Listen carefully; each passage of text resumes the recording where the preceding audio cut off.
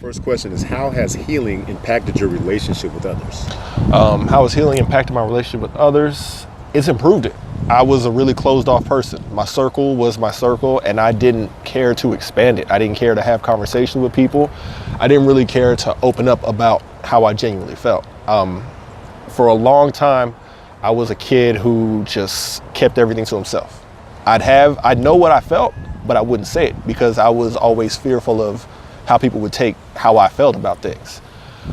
Going to therapy, now I just say things and it's like, you don't have to like it, but this is genuinely how I feel.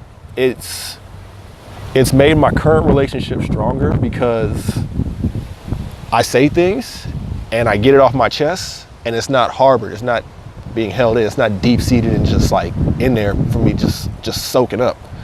Once I say it, it's out, and it's actually made people be more drawn towards me because they're like, yo, he's real. Like, it may not always be correct politically or appropriate what I say, but the fact that I just say it and I keep it moving, people respect it a lot more. What scares me is a lot of things scare me. I mean, I'm scared to lose the people I care about and love. I'm scared to open up more to certain people. I have relationships and friendships in my life where it gets to a point and that's as far as I'm going with you. I don't want to give you all of me because I've opened up to people just for them to use that against me, for them to leave me hanging, for me to give them a big part of me. And then all of a sudden they're like, nah, that's too much. I can't deal with that. It's not who they want me to be. So it scares me to give all of myself to people because they'll take off. It also scares me to see my daughter go down a road I went through, or even a road my brother went through, because he didn't die. But what if she does something he did, or something I may have done, excessive drinking, pills, mixing stuff, just partying, and she doesn't wake up. You know, she doesn't have that in her that brings her back to life, like, man, I gotta chill.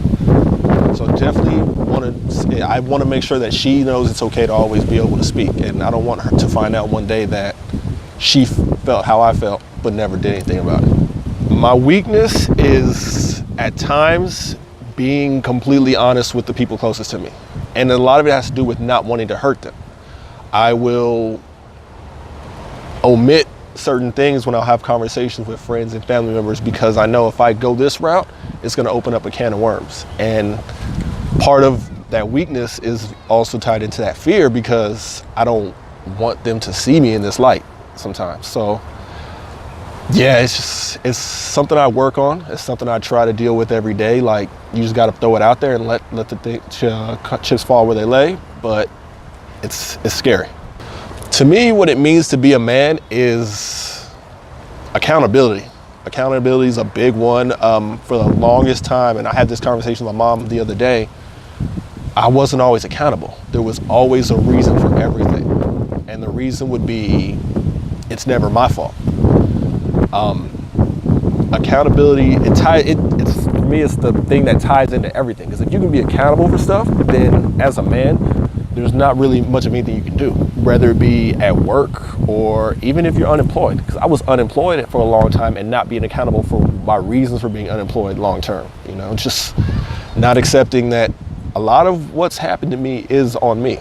And something funny that I said to my mom, I said, as I've grown up, I've realized I didn't have a hard life. I made my life harder. And as I've come more accountable, and I have better conversations with my mom, because we used to go at it like cats and dogs. We genuinely didn't talk for 2 years. And I think back now, how the hell could I have gone 2 years without talking to my mom when there's people who lose their parent and pine for them?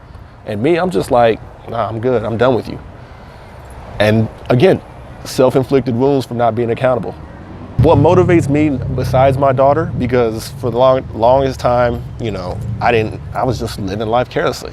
And I know child is always a cliche thing, but to see her excel the way she does, to be a third grader reading at a sixth grade level, to, you know, make gymnastics and do all this stuff that I know I did, and see it all manifest through her, that's the biggest motivation for me. But outside of my child, my motivation is just being better than I used to be.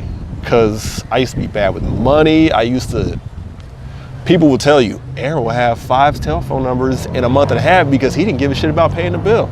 You know, as in my 20s, my credit was bad because I'd get stuff and wouldn't pay the bill. So I'm motivated to not be what I used to be and just be a better person in general. What's most important to me is making sure the loved ones and the people around me are heard.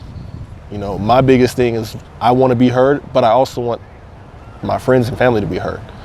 My brother struggles with certain things right now, and I know it's because he feels like no one listens to him. So I try to reach out as much as I can.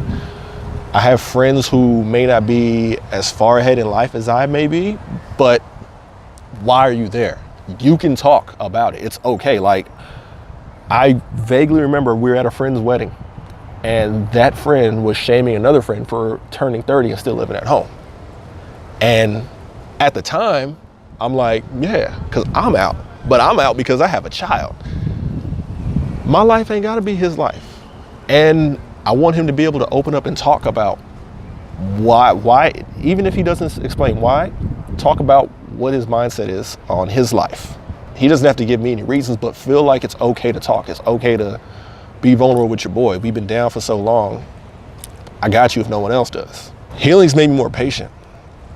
Healing has changed me to be a more patient person. I used to pop off a lot. I used to have a really short fuse, be impatient, be kind of dramatic about situations. But the more I've healed, the more I've worked on myself, I look at things differently.